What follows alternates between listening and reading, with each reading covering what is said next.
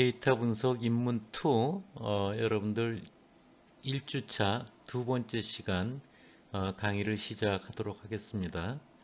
두 번째 시간은 앞서 여러분들에게 이야기했듯이 데이터 분석 입문 2의 여러 가지 방법론을 배워나가는 데 있어서 아주 필수적이고 꼭 기억되어 있어야 될 가설 검정과 관련되는 개념을 다시 한번 복습해보고 또 그와 관련되는 문제를 직접 풀어보면서 여러분들에게 가설 검정이라는 걸 명확히 복습시키고 이 수업이 2학기 내내 이어지는 데 있어서 어려움이 없도록 하겠습니다.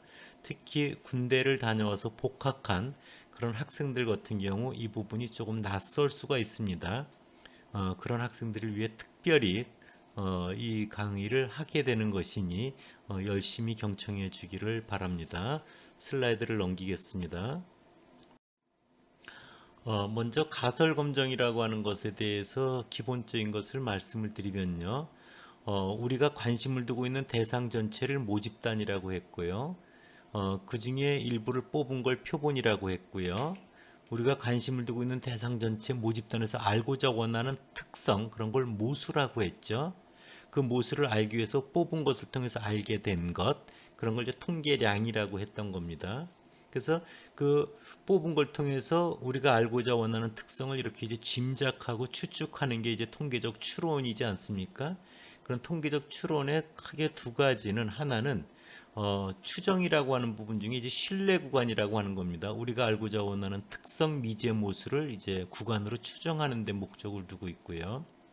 또 하나의 추론의 유형은 가설 검정, 다른 표현으로 유의성 검정, 이런 표현을 하기도 합니다. 이거는 뭐냐면 우리가 관심을 두고 있는 모집단의 특성 모수에 대해서 가설을 세우고 그 가설이 타당한가 그렇지 않은가를 경험적 증거, 즉 데이터를 통해서 이렇게 확인시켜 주고자 하는데 목적이 있는 겁니다. 1학기 때도 여러분들한테 소개를 했던 예인데요. 토론토의 비타민C 실험과 관련되는 이야기입니다.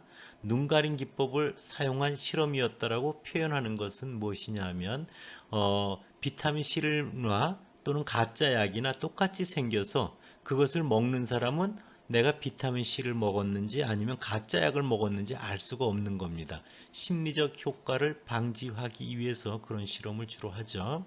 그래서 여기서의 연구 목적은 비타민C가 감기를 예방하는 데 효과가 있느냐, 이런 걸 알아보고자 하는 게 목적입니다. 이럴 경우 실험을 어떻게 설계하냐면요. 400명 두 그룹으로 나누고요. 실험 집단이 우리가 관심을 두고 있는 그런 약의 효과, 이런 것들을 직접 투여하는 그룹이 됩니다. 그래서 실험 집단 400명에게 비타민C를 투여했고요. 또 그것에 대비되는 대조 집단의 400명에게는 가짜 약, 위약, 거짓된 약을 플래시보라고 하는 거죠. 이제 투여를 한 겁니다. 결과를 살펴봤더니요. 실험 집단은 26%가 감기에 안 걸린 거예요. 근데 대조 집단은 18%가 감기에 안 걸렸어요. 이럴 때 우리가 알고자 원하는 연구 가설은 비타민C가 감기를 예방하는 데 효과가 있다라고 할 수 있느냐, 이런 거죠. 근데 그러면 이런 것들을 어떻게 해결하냐면요. 비타민C와 그 가짜 약이 감기를 예방하는 데 있어서 효과면에 차이가 없다라고 기본적으로 가정을 하고, 그러면 비타민C를 먹은 그 투여된 그룹의 비감염률이 26%니까 비타민C를 안 먹은, 가짜 약을 먹은 그룹의 18%보다 8% 이상 높게 감기에 덜 걸렸잖아요. 그럼 그런 것들이 확률적으로 그렇게 나타날 가능성이 얼마나 되는가를 우리가 계산을 해보는 겁니다. 그걸 해봤더니 0.01에 불과한 거예요. 그만큼 나오기 어려운, 8% 이상 차이가 나는 건 그렇게 어려운 일이 일어난 거죠. 그랬을 땐, 그렇게 어려운 일을 해냈을 때는 우리가 효과가 차이가 없다라고 말하는 것보다는 그렇게 나오기 어려운 일이 일어났을 때는 비타민C가 가짜 약보다 감기 예방 면에서 효과가 있다라고 결론을 내리는 게 보다 더 합리적이고 상식적이다, 이렇게 판단을 하는 겁니다. 이런 것들이 이제 가설 검증의 기본적인 생각이거든요. 슬라이드를 넘길게요. 그래서 여러분들 여기서 조금 더 설명을 여러분들 해보면요. 같이 한번 읽도록 하겠습니다. 거짓된 약, 위약과 비타민C 효과가 차이가 없다면 두 집단에서 감염률, 감기 안 걸린 비율은 비슷하게 나올 거다. 그러나 비타민C를 투여한 사람이 8% 높게 나타났다. 이것은 비타민C가 감기 예방 효과에 더 좋은 것처럼 우리가 느껴지지 않느냐. 그러나 이 8% 차이도 우연히 800명을 갖다 400명으로 나누어서 실험한 결과 우연히 나타난 차이인지 어떻게 아는가. 그래서 이럴 경우 상식적인 판단으로 하기 어렵게 되었다. 그래서 그것을 논리적으로 판단하기 위해서 그 8% 이상 차이가 날 확률을 계산해 보자. 그랬더니 그 확률이 0.01이 나왔는데 이것을 이제 후에 유의 확률 또는 P값이라고 하는 거죠.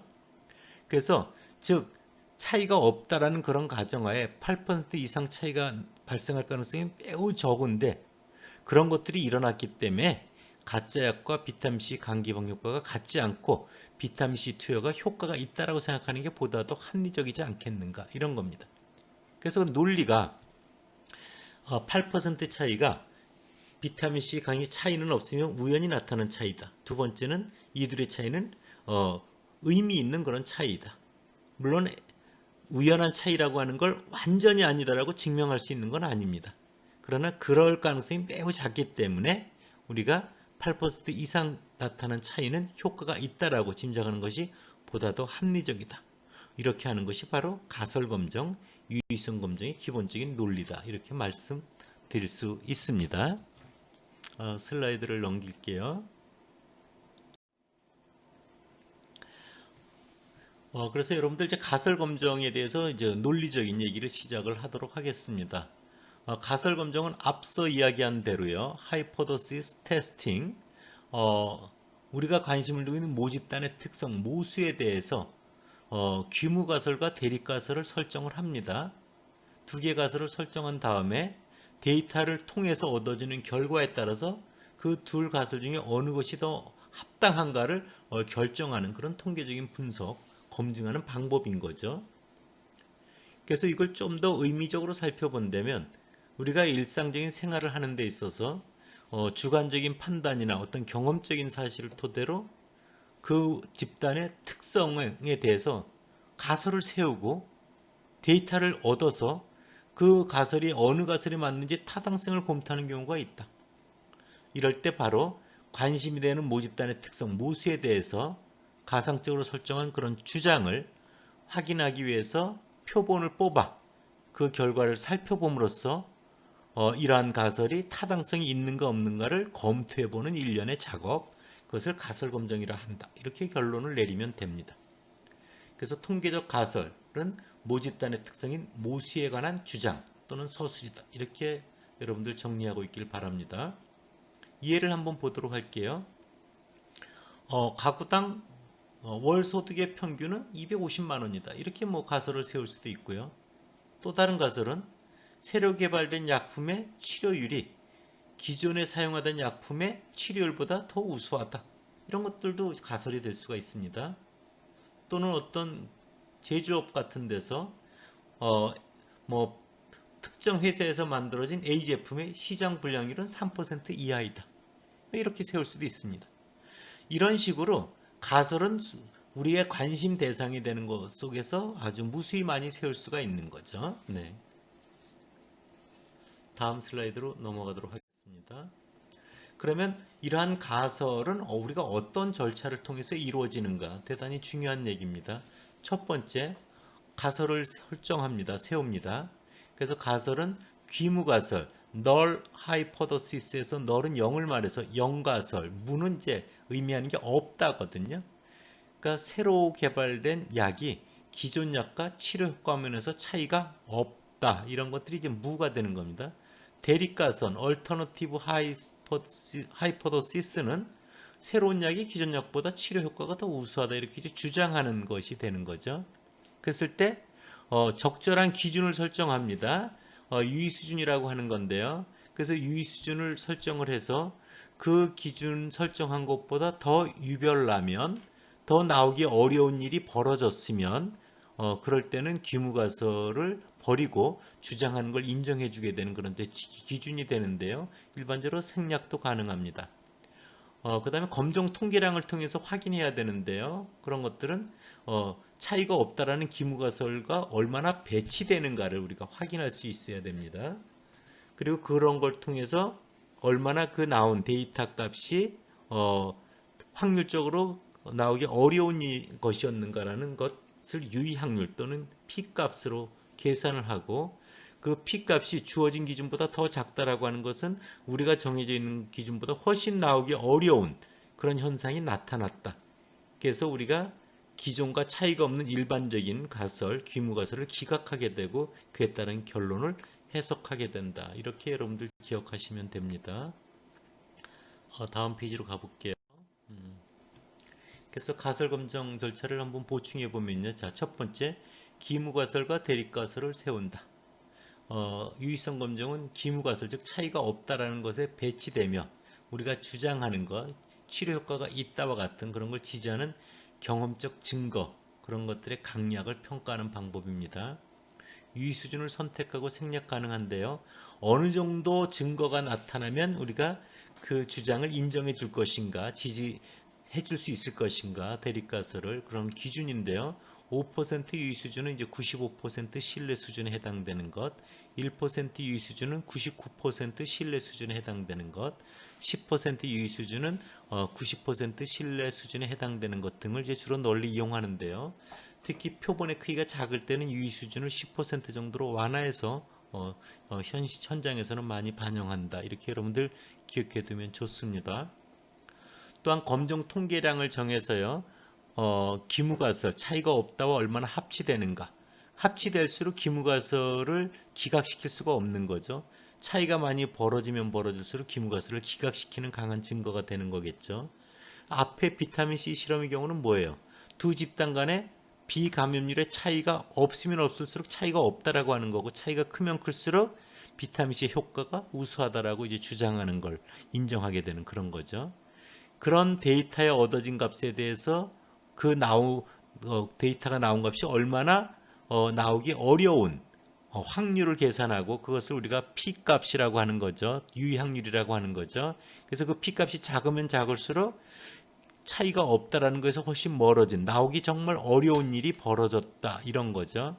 그래서 그 P값이 주어진 유의 수준보다 작은 경우 우리는 주장하는 것을 인정해주는, 즉 비타민C의 치료 효과죠. 감기 예방 효과는 있다라고 인정해주는 그런 걸 통계적으로 유의하다라고 이렇게 표현을 하는 거죠. 이제 가설 검정을 하나하나 개념적으로 살펴보도록 하겠습니다. 여러분들 거기 보면 이제 귀무가설이라는 게 나오죠. 가설을 먼저 설정을 합니다. null hypothesis H0로 표기하고요. 영어를 번역하면 영가설이라는 게 정확한 표현일 수가 있죠. 귀무가설의 무자는 없을 무자입니다. 없다라고 하는 거죠. 그래서 치료 효과가 없다. 기존 거와 차이가 없다. 서로 다르지 않다 이런 거죠. 그러니까 기존과 차이가 없는 건 일반적인 것, 보편적인 것을 말하는 겁니다.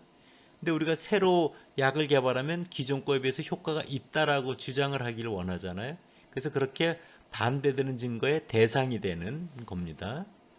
그래서 이제 이것을 검증하고 그것을 기무가설을 기각하는가 채택하는가를 결론을 내리는 거죠. 대립가설은 우리가 주장하는 거죠. 관심을 갖고 있는 거죠. 새로운 약이 효과가 있다. 기존 약과 차이가 있다. 근본적으로 당신네 회사 제품과는 다르다 이런 거죠. 그래서 연구에 관심이고 주장하는 거고, 이것은 일반적인 것과 다른 것이기 때문에 보다 더 유별나고 특별한 것이다라고 우리가 바라보는 겁니다. 그래서 가설 검정은 바로 일반적인 것에 반하는 강한 증거가 있는가, 그런 것을 평가하는 통계적인 추론 방법인 거죠. 다음 페이지로 가볼게요. 이것을 여러분들 앞서 비타민 C 실험을 기준으로 살펴본다고 하면 이런 거죠.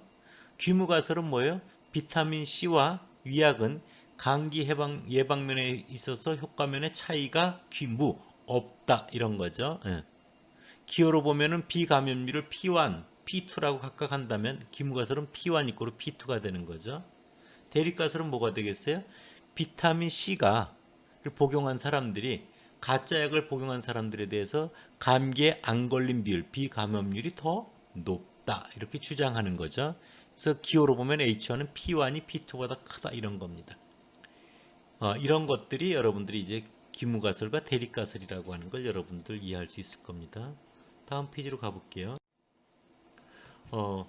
가설 검정에 여러분들 이제 예가 나와 있는데요. 한번 여러분들 살펴보도록 하겠습니다. 첫 번째, 이런 거죠. 새로운 약품의 평균 치료 기간은 기존 약품의 평균 치료 기간이 15일이었나 봐요. 보다 작다고 할 수 있느냐, 작다고 할 수 있느냐가 중요한 겁니다. 작은 쪽에만 관심이 있는 거죠. 그래서 기무가설은 기존하고 동일하다 이거죠. 그래서 새로운 약품의 평균 치료 기간은 15일이다. 기존과 같이 뮤=15. 대립가설은 새로운 약품의 평균 치료 기간은 15일보다 작다. 뮤가 15보다 작다 이런 거죠. 한쪽 방향에 관심이 있다는 걸 여러분들 꼭 기억해 두길 바라고요. 두 번째 예를 보면요.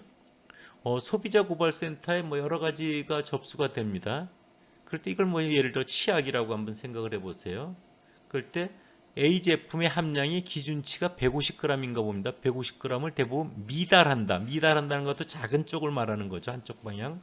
이를 검증하기 위한 가설은 기무가설은 원래 기준 함량치 일반적인 거 150g이다 이거죠. 그래서 뮤=150 이렇게 되는 거죠. 대립가설은 함량 기준치가 150g에 미달한다 이거죠. 뮤가 150보다 작다. 이렇게 한쪽 방향에 관심이 되는 걸 여러분들 볼 수 있습니다. 세 번째 예는 이런 거죠. 어떤 제조업에서 제품을 생산하는 데 있어서 그 제품 만드는 공정 프로세스를 개선했더니 불량률이 감소되었느냐. 근데 무는 차이가 없다잖아요. 공정을 개선한 후에 불량률은 차이가 없다. 변화가 없다.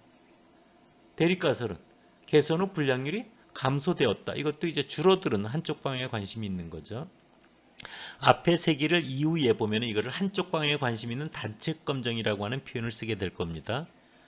네 번째 마지막 예제를 보면요.